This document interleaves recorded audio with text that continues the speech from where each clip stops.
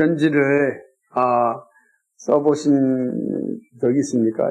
요즘은 다 편지가 안 쓰고 손편지가 안 쓰고 다 이렇게 메일로나 보나 카톡으로 보내서 그 맛이 좀 없는데, 편지를 이제 쓰다 보면 첫 문장이랑 마지막 문장이 참 이게 어렵습니다. 그래서 어떻게 써야 되나.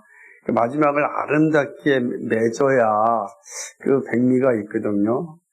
그래서 저도 이제 편지를 주로 제가 언제 썼냐면 연애할 때 주로 이제 편지를 많이 썼어요. 이제 슬픈 과거 역사인데, 근데 이제 저희 집사람한테 편지 써본 적이 없고, 연애할 때인데, 근데 왜 그러지 안 쓴 이유가 뭐냐면, 편지를 열심히 썼는데 효과가 별로 없는 거예요. 마음만 남고. 그래서 다음에부터는 내가 연애를 한다면 내 편지는 안 쓰리라, 막 이런 생각을 했던 흑역사죠. 그러니까 사람이 살다 보면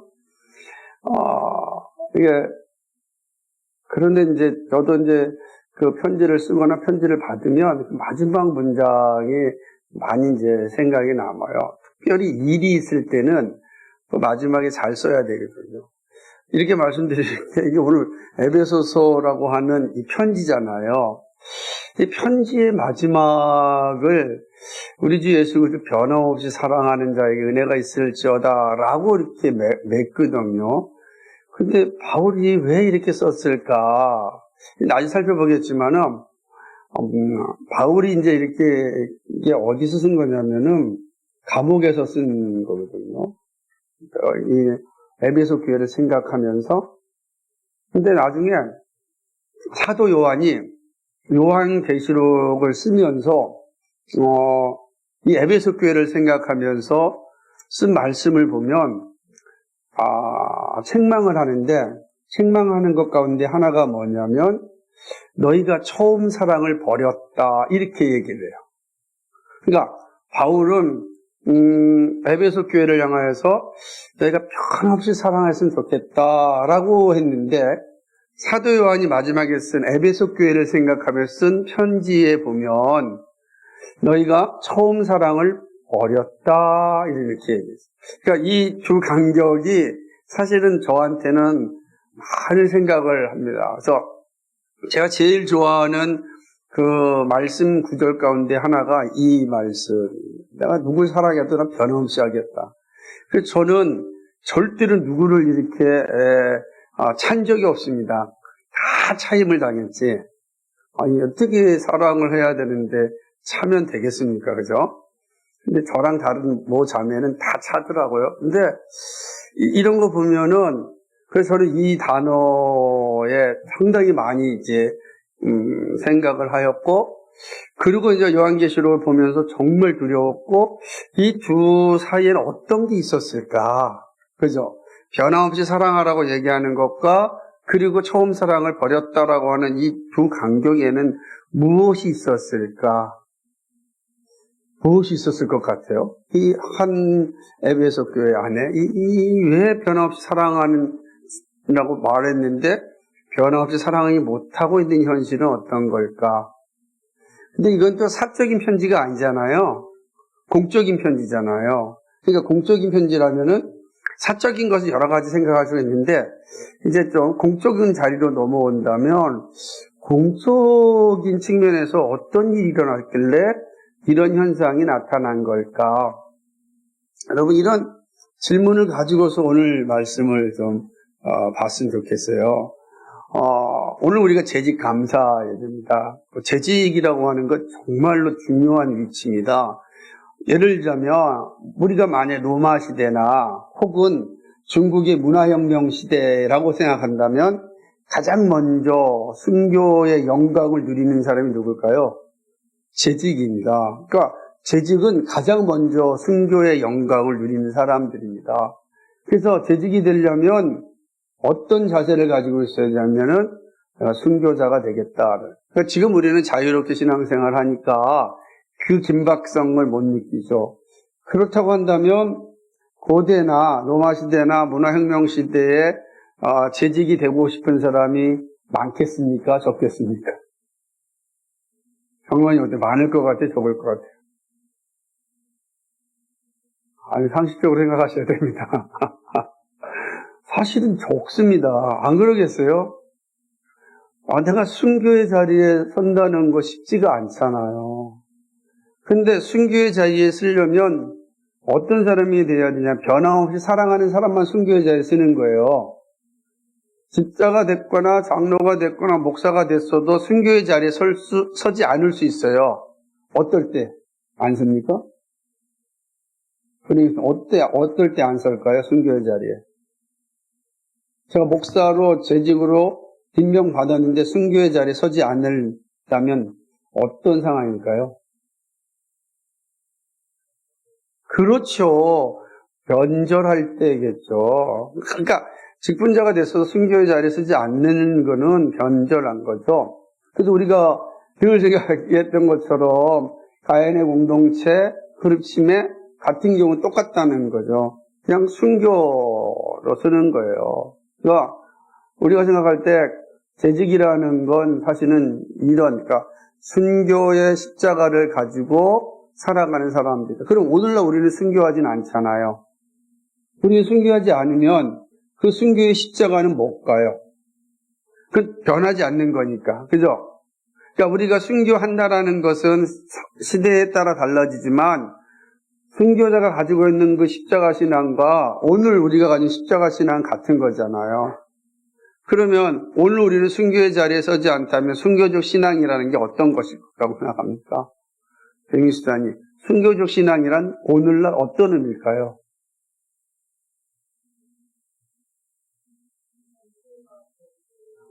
너무 훌륭해요. 아니, 어떻게 잘 알아요? 이 진짜 위대한 신앙이.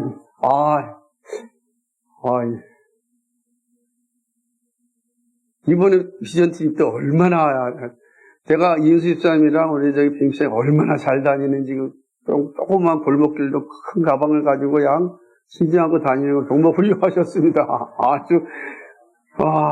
저는 이제 가면서 이런 생각을 했고, 이거 분명히 한마디 나올 텐데, 갈 때 청년들처럼 탐사하지 말아달라고, 막 그랬는데, 첫날부터 2만 볼 걸었으니 상상을 해보세요. 그런데 한마디도 안 하더라고. 그러지, 우리는 이런 신앙을 가지고 있는 겁니다. 오늘날에 똑같은 거예요. 순교적 신앙은, 그 당시에 순교적 신앙의 핵심이 뭐였어요?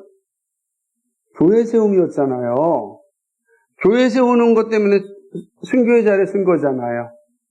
다른 게 아니라 교회 세우는 것 때문에 세우지 말라. 오늘 우리는 똑같은 거예요. 오늘 우리가 가지고 있는 순교적 신앙의 핵심이 뭐냐? 교회 세움입니다. 그건 변하지 않는 겁니다. 오늘 우리는 편안하고 제재가 없는 그런 시간 속에서 신앙생활하지만 우리가 가슴에 품고 있는 순교적 신앙은 똑같다. 십자가 신앙은 교회 세웁니다. 여러분, 교회를 세우는 자로 부름을 받은 겁니다. 여러분, 이제 아까 우리 김학석 목사님이 잘 멋지게 기도하셨듯이 재직으로서의 모습을 잘 감당하여 다음 재직을 세우는 일에 쓰임받게 해달라는 기도는 정말 위대한 기도입니다. 무슨 말 이런 뜻이에요. 이게 만약에 1세기 로마 시대, 지금 바울이 이 서신을 썼던 시대로 돌아간다면 그 기도는 어떤 기도냐면, 주님, 우리가 순교합니다.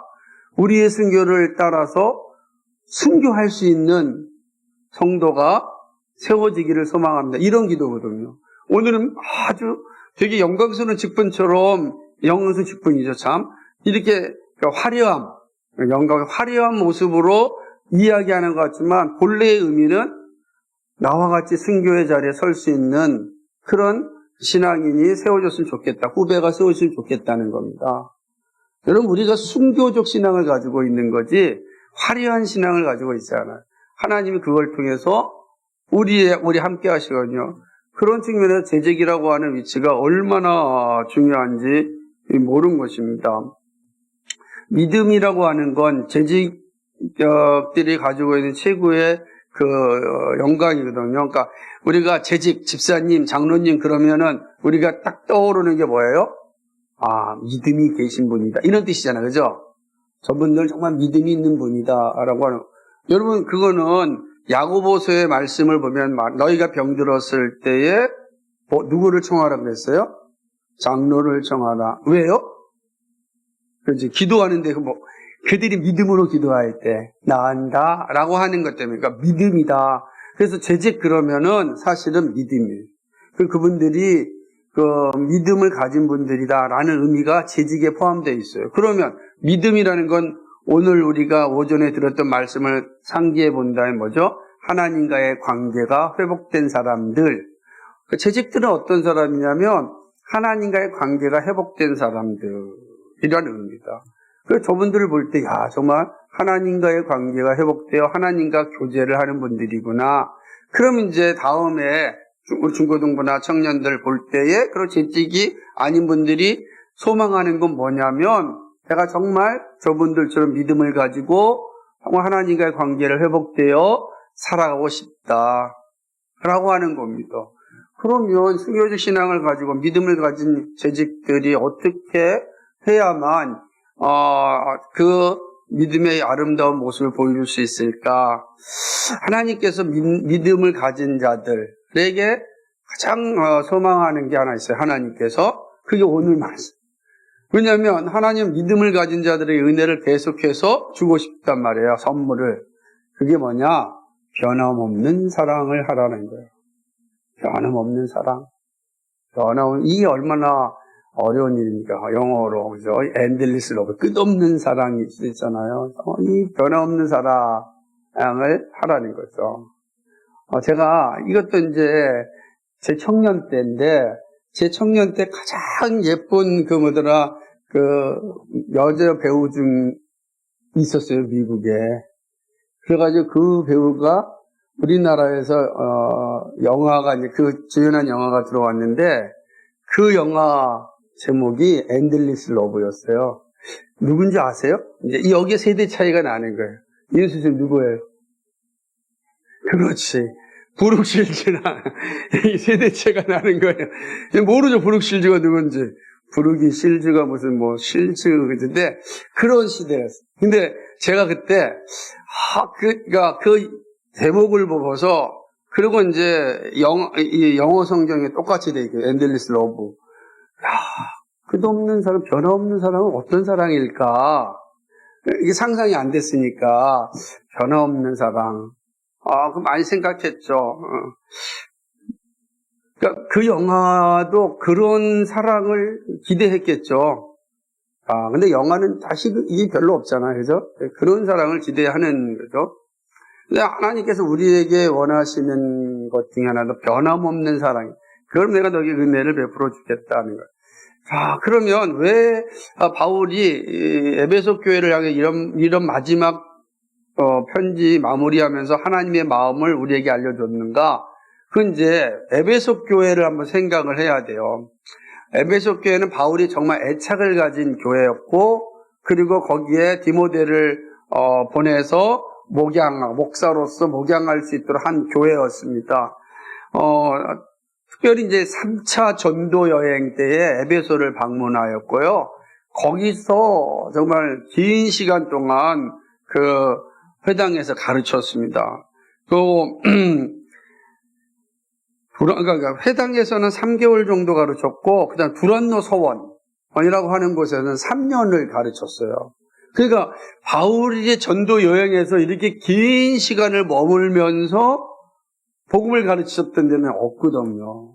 그만큼 에베소는 아주 대단한 그런 지역이었고, 에베소 교회는 바울에게서 매우 애착이 가는 교회였습니다. 그러니까 그렇기 때문에 다른 지역에 비해서 에베소 교회는 결신자들이 많았어요. 예수 믿는 사람들이 많이 생기게. 그러니까 디모데도 보냈고, 교회가 많이 성장하니까 3년 동안 열심히 가르치면서 이 바울이 에베소 교회 누구를 세우냐면 장로들을 세웁니다. 직분자인 장로를 세워요. 그러니까 잘 보셔야 돼요. 에베소 교회는 장로들이 있고, 그 다음에 디모데라고 하는 목사를 보냈어요. 그러니까 완전한 하나의 교회가 된 거예요. 목사가 있고 직분자가 있고 성도가 있어서 에베소 교회는 조직교회로서의 온전한 모습을 다 갖춘 교회입니다. 그러니까 얼마나 자부심이 있겠어요. 그죠? 얼마나 저도 여러분, 여름 직장이 세워지고, 장로님이 세워지고, 또 이번에 우리가 4월 달에 또 한 분의 집사님이 세우는 건, 여러분 어떻게 느낄지 모르겠지만은, 목사인 저한테 있어서는 정말 엄청난, 감사하고 축복입니다. 이루 말할 수가 없어요. 여러분이 생각하는 것 이상으로 저는 정말 흥분되고 감사하는 거거든요. 그거 세워진다는 건 쉽지가 않기 때문에 그렇습니다. 더군다나, 우리 성경의 가르침에 따라서 좀 바르게 세우려고 하니까 쉽지 않잖아요. 그래 보는 겁니다. 그런 측면에서 에베소 교회는 아주 대단한 거였습니다.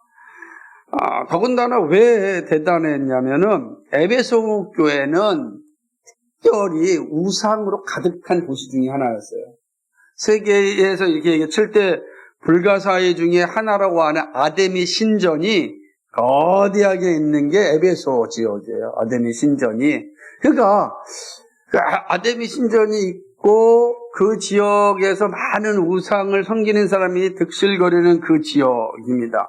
그래서 이 지역 전체가 다 아데미를 섬기는 그런 도시였습니다. 그런 지역에 가서 3년을 복음을 전하고 장로가 세워지고 그리고 목사가 세워졌으니까 얼마나 감사하겠어요. 그 우상이 덕질거리는 시대. 그래서 저는 지금 이게 마찬가지인데 제가 오늘도 그 칼럼에서 썼지만 무종교, 그러니까 일단 종교가 없는 탈종교화 시대는 분명한 것 같아요. 종교를 갖기 싫다는 게 거의 70~80%가 됐어요. 근데 그 중에 무종교인들 가운데 기독교를 신뢰한다라고 하는 건 2.2%밖에 안 되니까. 그러니까 이거는 어쩌면 아데미 신전 가운데 오늘 우리가 있는 것과 별 차이가 없는 것 같아요. 우리는 지금 그런 상황에 이르렀습니다. 그런 지역에서 복음을 전하고 있었던 것입니다. 아데미는 어떤 신인지 아세요? 아데미는? 아데미. 갑자기 일어나서 대답을 하세요? 아닌 거야, 난 또. 딱 일어나가지고 답을 하잖아요. 아데미는 풍요의 신입니다, 풍요. 풍요의 여신이에요. 그러면 오늘 가면은, 오늘 우리식으로 얘기하면 뭐예요? 자본주의의 신이란 말이에요. 우리가 풍요를 요구하니까. 풍요 싫어하는 사람 있습니까? 없잖아요. 근데 풍요를 따라가면 타락하거든요. 안 타락합니다. 예. 그러니까 이 풍요의 여신 아데미를 섬기고 있었습니다. 그런 곳에 바울이 복음을 전하였을 때 사람들이 복음을 받아들였고 예수님을 영접하였던 것입니다. 그러면 상식적으로 생각할 때 그 지역에 어떤 일이 일어났을 것 같아요? 여러분 보세요. 그러니까 성경에 기록된 거를 보면은 예수 믿는 사람이 많아지고 그러다 거기서 아데미 신전에서 파는 물건들을 다 사지 않고 그러자 어떤 일이 일어났겠어요? 소동이 일어나 난리가 난 거죠. 그래서 바울 잡아 죽여야 된다 막 이런 소리가 날 수밖에 없는 구조가 되는 거죠. 그럼 도대체 왜 그렇길래 소동이 일어났을까요? 풍요의 여신을 섬기라고 바울이 그럼 어떤 말을 전했기에 이런 소동이 일어났을 것 같아요. 우리가 상식적으로 생각하는 거예요. 분명히 아데미 풍요의 여신과 다른 복음을 전했다라는 걸 볼 수 있겠죠. 여러분 우리가 지금 자본주의 시대고 풍요의 시대입니다. 이 시대에 교회가 잘 성장할 수 있는 길은 풍요를 전하면 돼요. 여러분 예수 믿는 복 받습니다. 예수 믿는 성공합니다. 예수님은 아데미보다 더 큰 부를 갖다 줍니다. 아데미와 비교할 수 없는 부가 우리에게 주어집니다. 해볼 만하지 않겠어요? 그렇다고 한다면 소동이 일어나지 않겠죠. 풍요니까 사람들이 그러지 않았거든요. 복음은 그렇게 가르침이 없습니다. 돈을 사랑하는 사람은 일만하게 뿌리가 된다. 이렇게 말했거든요. 그게 어디에 있어요? 그게 디모데에게 보내는 디모데 전서에 있는 말씀이잖아요. 그 디모데는 어디예요? 에베소 교회 담임 목사였잖아요. 그 에베소 교회 담임 목사인 디모데에게 바울이 보낸 서신 중에 하나가 뭐예요? 아니, 돈을 사랑하면 일만하게 뿌리가 된다. 디모데 후서에서는 더 먼저 사람들이 돈을 사랑하고 뭐라고 하는 거죠. 그러니까 이게 이제 근데 돈을 사랑하지 마세요. 뭐라고 하는 거예요. 풍요를 말했는데 방법이 다른 거죠. 돈은 다스려야 됩니다. 돈의 노예가 되지 마세요. 돈은 우리가 다스려야 될 그런 피조물입니다. 그런데 아데미는 뭐야? 돈을 숭배했잖아요. 이 차이가 그러니까 돈이 잘못됐다는 것이 아니라 아데미는 돈을 숭배한 거고 바울은 복음을 전할 때 사랑하지 말라, 다스리라 그랬어요. 이러니까 충돌이 난 거죠. 오늘 우리도 마찬가지죠. 풍요의 시대에 우리가 풍요롭게 사는 게 문제가 되는 게 아니야. 다만 풍요가 우리의 우상이 되면 끝난다는 거죠. 모든 재물은 다스려야 됩니다. 여러분이 열심히 일했으니까 나는 내 마음대로 쓸 거야. 이게 아데미 신앙이에요. 그러지 않죠. 여러분이 열심히 벌었고 고생했잖아요. 잘 다스려야 돼요. 그래서 하나님의 뜻이 잘 발현될 수 있도록 사용하겠습니다. 라고 하는 거죠. 그 발현될 수 있음에 대한 하나님께서 주신 명령 가운데 하나가 사실은 11조라는 개념이에요. 11조는 다른 게 아니라 나는 돈의 노예가 되지 않습니다. 라고 하는 어마어마한 선언이거든요. 그 선언하는 거거든요. 그래서 11조를 통해서 나는 지배받는 자가 아니라 지배하겠습니다. 라고 하는 의미가 담겨져 있는 겁니다. 그래서 그 신앙이 매우 중요한 정점에 있는 것이죠. 바울이 이런 사실을 가르쳤을 때 에베소 교회가 참 엄청난 영향이 나타난 거죠. 더군다나 에베소 지역은 무역의 도시였어요. 지금도 에베소에 가게 되면은 이거 에베소에서 그러니까 에베소 중앙에는 로마의 그 원형 경기장이 있고 원형 경기장에서 앞으로 큰 도로가 있어요. 로마의 도로잖아요. 로마의 도로가 넓게 돼 있어요. 어디까지 되냐면 그 도로가 끝에 가면은 바로 무역항까지 딱 가요. 그러니까 이 도시가 무역항에서 여기 있는 원형 경기장 주요 중심 도로까지 완벽한 길이 만들어졌습니다. 그러면 길이 잘 돼 있죠. 무역항이죠. 그 돈이 많죠. 아데미 신전 있죠. 그러니까 그런 도시에서 사실은 돈을 사랑하면 일만하게 뿌리다라고 말하는 건 어마어마한 위험을 감수하는 거죠. 그런데 그 에베소에서 교회가 세워졌고 장로가 세워졌고 목사가 파송되었다라고 하는 것입니다. 그런데 이제 바울이 분명히 이 말을 쓴 이유가 있잖아요. 이제 바울이 복음을 전하고 이제 로마로 가야 되는데 가기 위하여서 예루살렘으로 먼저 갑니다. 그때 이제 밀레도라고 하는 지역, 에베소에 있는 밀레도라는 지역에서 바울이 에베소 교회 장로들을 부릅니다. 장로들을 불어서 장로들에게 아주 심각하게 그리고 매우 중요하게 이야기를 합니다. 여러분 이거는 우리도 똑같습니다. 이 말은요 모든 교회가 항상 기억하고 있어야 될 말씀이에요. 그래서 사실은 사도행전 20장 29절 31절 말씀인데 이게 딱 써놔야 돼요. 사실은 이 말씀은 왜 그러냐면 바울이 이제 에베소를 떠나요. 디모데도 떠나게 되죠. 근데 이렇게 이야기합니다. 한번 찾아볼까요? 사도행전 20장 29절 30절. 여러분 이게 한번 잘 보세요. 29절에 31절까지 사도행전 20장. 제가 이게 이야기한 내용들을 잘 들으면 요게 이제 생각이 난단 말입니다. 같이 읽겠습니다. 시작. 내가 떠난 후에 사나운 이리가 여러분에게 들어와 그 양떼를 아끼지 아니하며 또한 여러분 중에서도 제자들을 끌어 자기를 따르게 하려고 어그러진 말을 하는 사람들이 일어날 줄을 내가 아노라.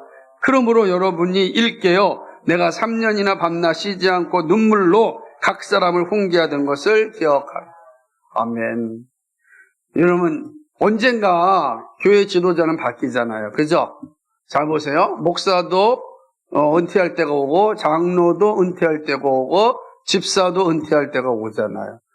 그럼 여기 있는 재직들, 다음에 교회를 세울 재직들 입장에서 이 말씀은 똑같은 거거든요. 누가 들어온다고요? 교회에 이리가 들어온다는. 일이라는 건 잘못된 복음이 들어올 수 있어요. 우리는 끊임없이 번영의 복음과 싸웠는데 번영의 복음이 들어오는 겁니다. 제가 그래서 이번에 비전트리 갔을 때도 목사가 부자가 돼도 변질되지 않는 것을 보여줬으면 좋겠다. 그래 얘기해요. 택도 없는 소리입니다. 목사가 부자가 되면 반드시 변질돼요. 여러분 절대로 그거 확신하시면 하여튼 부자가 되면 변질되게 돼 있어요. 그냥 안타깝죠? 부자 되면 안 된단 말이에요. 우린 적당이라는 표현이 별로 좋지 않고요. 항상 경계선에서 살아야 되는 겁니다. 여러분이 물론 아리마대 요셉 같은 부자는 될 수 있어요. 여러분 괜찮아요. 여러분 할 수 있어요. 그 하나님께 주신 은사니까. 근데 목사는 그러면 안 돼요. 이게 다르단 말이에요. 여러분 성경에 어디 사도들이 어디 목사들이 부자가 하나도 없었어요. 다 성도들이 먹이고 입혀서 살게 하는 거예요. 그런데 어떻게 목사가 성도보다 더 부자가 되겠어요? 안 되죠. 그죠? 그래서 조심해야 된다. 이렇게 스스로 제 목에 방울을 거는 거예요. 왜 그러냐면 저는 이 말씀이 얼마나 무서운지 몰라요. 바울이 얘기합니다. 내가 이렇게 복음을 전했는데 다음에 목사가 와가지고서 번영의 복음을 전할 수 있잖아요. 그거 아닙니다. 아마 그러냐.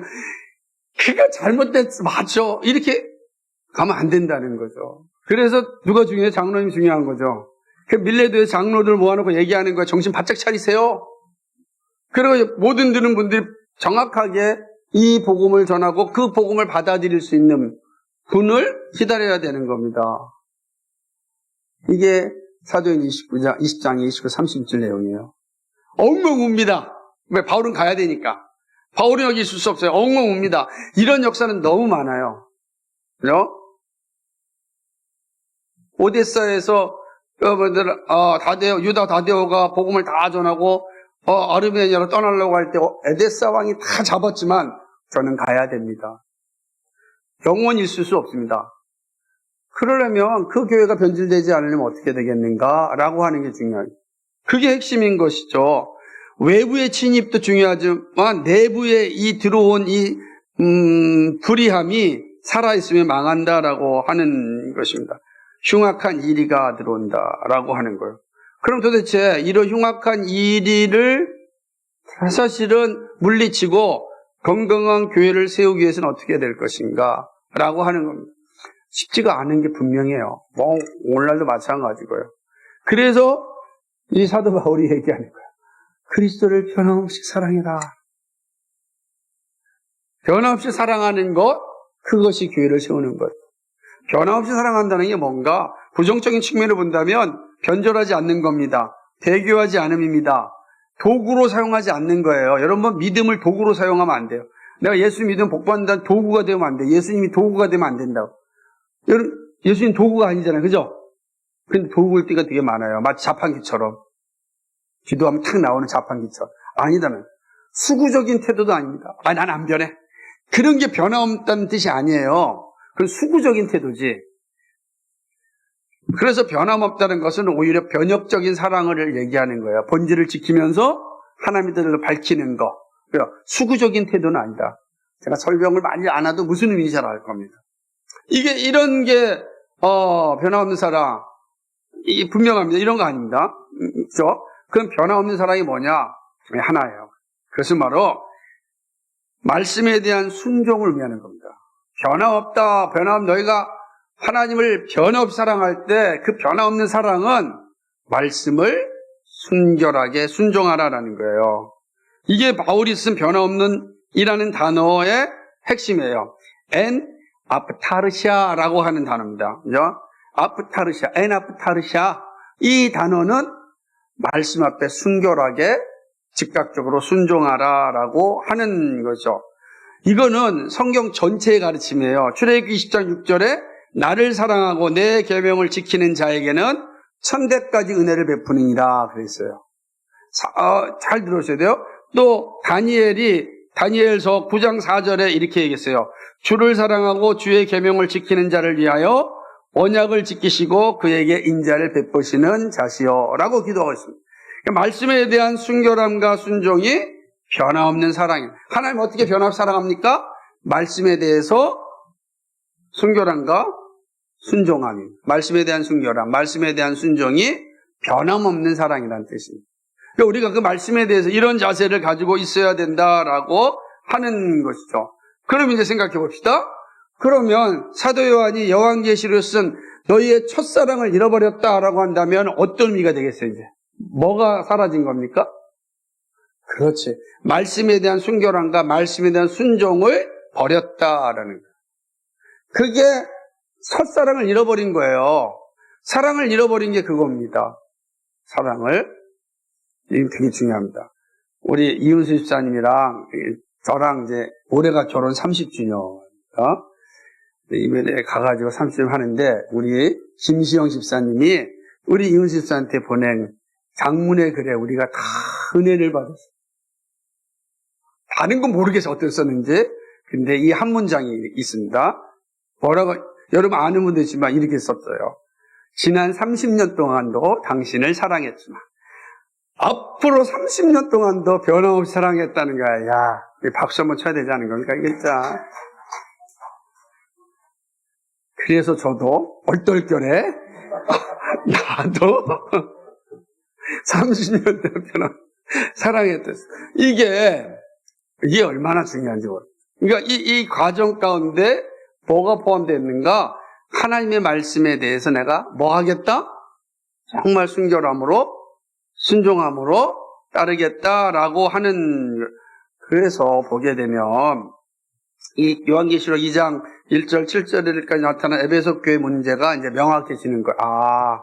이 사람들이 말씀에 대한 순결함, 순종함이 벌어졌구나, 왜곡됐구나, 바뀌었구나, 변절됐구나, 이렇게 본다라고 하는 거죠. 얼마나, 그러니까 아마 요한이 요한계시를 쓸 때 에베소 교회가 세워진 한 30년 정도 지난 후에요.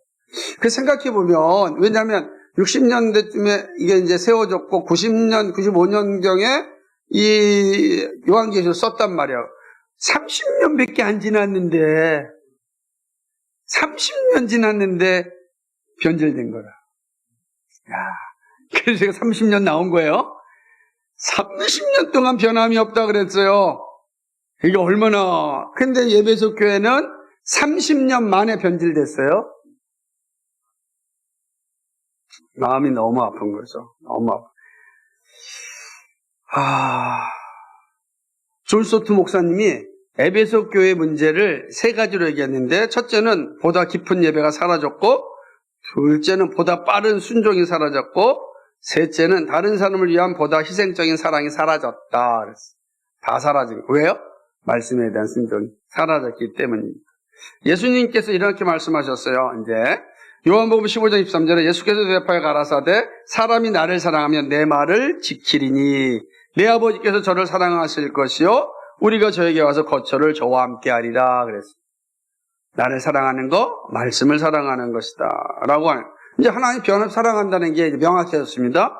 말씀을 기억하고 순종하는. 자, 이게 말씀을 기억하고 순종하는 거, 순결하게. 그게 변함없는 사랑입니다. 여러분이 앞으로 평생 동안 할 일이 뭐예요?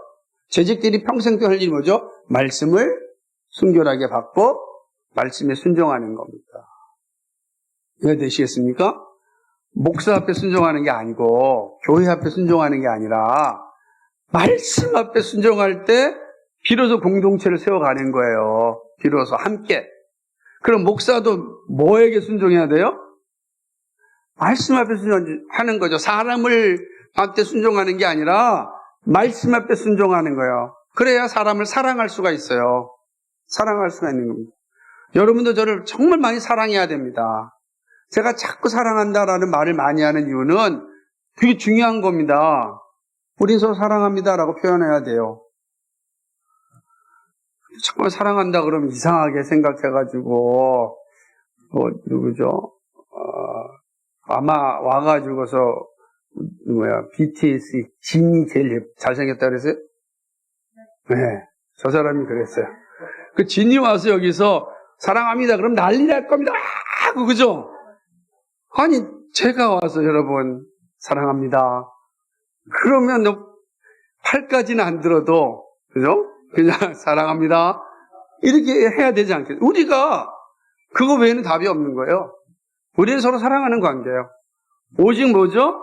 그리스도만 우리가 순종할 뿐입니다. 그의 말씀은 순종하는, 그 말씀에 순종하면 서로의 사랑할 수가 있다라고 하는 거죠. 자, 그럼 이제 우리가 할 일이 분명해지는 거예요. 이제 재직들 잘 기억하셔야 됩니다. 앞으로 재직이 될 여러분들 잘 기억해야 합니다. 순교자의 심장을 가지신 재직들 잘 들으셔야 됩니다. 앞으로 순교자의 심장을 가지고 따라가려고 준비하는 여러분들, 우리 저기 중고등부가 가장 중요하니까 우리 예진이랑 그 다음에 우리 주원이 잘 한번 잊지 말고 들으셔야 돼요. 이거 다 우리에게 필요한 겁니다. 어떻게 첫 번째인 겁니다. 말씀을 가까이 해야 됩니다. 그러려면은 말씀을 가까이 하는 거. 말씀을 가까이 해야 돼요. 가까이 한다고 해서 이렇게 가까이 한다는 게 아니고, 그죠? 늘 말씀을 묵상하는 일에 힘써야 됩니다. 여러분 매일 성경 열심히 하셔야 됩니다. 제발 부탁입니다. 청년들, 재직들 말씀을 가까이 해야 돼요. 결혼하신 분들, 가정을 꾸미신 분들, 아이들 이제 성년이 되기 전까진 정말 열심히 가정예배 드리려고 몸부림쳐야 됩니다. 성년이 돼서 이제 자기의 신앙을 가져야 되지 않겠어요? 그거 훈련시켜야 자기 신앙을 갖습니다. 그때까지 하셔야 됩니다. 다른 거 우선순위가 거기 있는 거야. 다 무조건 우선순위가 거기 있는 거예요. 그렇게 하십시오. 그래야 되는 거죠. 부모님 못하면 해달라고 해야 돼요. 없으면 나 혼자라도 해야 돼요. 그거 다 중요하잖아요. 없으면 나 혼자라도 해야지. 말씀을 가까이 해서. 두 번째 뭐죠? 말씀을 알고자 하는 간절함이 있어야 되는 것입니다. 그러니까 말씀을 알고자 하는 간절함이라는 건 말씀 듣기를 사모할 뿐만 아니라 그 말씀이 내 안에서 온전히 이해되어 나를 지배할 수 있게 해달라 기도해요. 말씀을 들었는데 바로 잊어버리면 의미가 없잖아요. 간절함은 그거예요. 간절함이 없이는 아무것도 되지 않습니다. 우리가 어떤 사랑을 쟁취하려도 간절함이 있어야 돼요. 간절함이 없으면 어떻게 사랑을 쟁취하겠습니까? 안 그래요? 그런데 하나님께 우리 하나님 말씀을 간절하게 있어야 돼. 그 뜻을 알게 해달라고 간절함이 있어야 돼요. 제가 이건 이제 지나가는 이야기지만 로마서를 준비하면서 어제는 이랬습니다. 야, 진짜 생명이 자꾸 단축되는구나. 정말 저 스스로도 그 어려움 앞에 섰을 때 하나님 정말로 저는 이해해도 이 말씀이 정말 잘 이해되게 전할 수 있도록 도와달라고. 제가 지금 신학교가 아니고 설교자로서 쓰는데 이렇게 기도하거든요. 그렇게 간절했어요. 우리가 서로 간절할 때 변함없이 살아갈 수 있는 거예요. 간절함이 있어야 된다라고 하는 겁니다. 세 번째로는 말씀을 듣는 자리를 여러분 사모해야 돼요. 재직들은 그 무엇보다도 이 자리를 사모해야 할 것입니다. 그러면 말씀을 듣는 자리가 있다고 한다면 정말 최선을 다하여서 시간을 빼서 참여하고, 더군다나 거룩한 주일은 우선순위가 내가 주의 말씀을 듣겠습니다. 저는 이 표현이 뭐냐면 2번과 3번에 나타난 간절함과 말씀을 듣는 자리를 사모하는 자리의 가장 대표적인 사람들, 하나는 그냥 마리아, 예수님의 어머니 마리아는 간절한 주여 말씀하옵소서 종이 듣겠나이다 그랬어요. 말씀을 듣는 자를 사모한 사람은 우리가 잘 알고 있는 마리아이지 않습니까? 마르다가 분주하게 일하고 있을 때 하나님께서 이야기하기를 마리아는 더 좋은 곳을 원하였다는 것을. 그 말씀을 듣는 자리에 마리아가 있었습니다. 우리가 정말로 말씀을 듣는 자리를 사모해야 됩니다. 정말 마리아, 둘 다 마리아잖아요. 감사하게도 이 마리아의 모습이 있어야 됩니다. 주여 말씀 없어서 여종이 듣겠습니다. 더 좋은 일, 주의 말씀을 듣고자 그 무릎 앞에 꿇고서 말씀을 듣고자 하는 그 모습을 한번 상상해 보십시오. 그러지 않으면 변함없는 사랑이 안 되는 거죠. 마지막으로는 말씀 앞에 순종할 수 있어야 됩니다. 우리가 이 네 가지, 우리가 변함없는 사랑을 하려면 말씀을 가까이 하고 간절함이 있어야 되고 듣는 자를 사모해야 되고 그리고 순종할 수 있어요. 말씀을 들을 때 순종할 수 있게 달리 기도하셔야 돼요. 말씀을 들었는데 순종함이 없으면 아무 일 없잖아요. 그러니까 여러분 늘 말씀을 들을 때 하나님 나에게 말씀하시는 거 제가 순종할 수 있는 힘을 주십시오. 우리는요 우리의 능력으로 안 돼요. 주님 도와주셔서 제가 순종할 수 있게 해달라고 해야 됩니다. 재직들이 일을 잘 감당하면 교회는 건강해집니다. 재직을 세우신 이유는 변함없는 사랑을 나타내기 위함입니다.